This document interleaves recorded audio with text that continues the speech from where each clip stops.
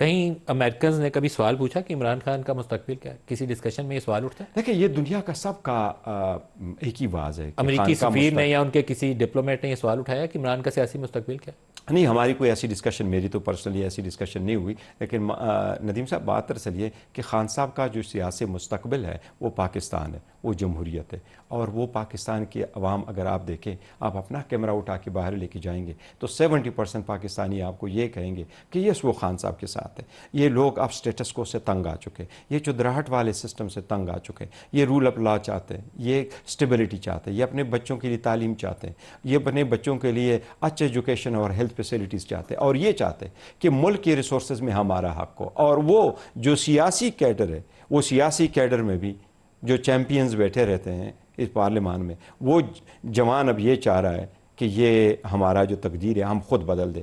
और वो लोग मिस्टेकन हैं जो खान साहब को गलत ले रहे हैं।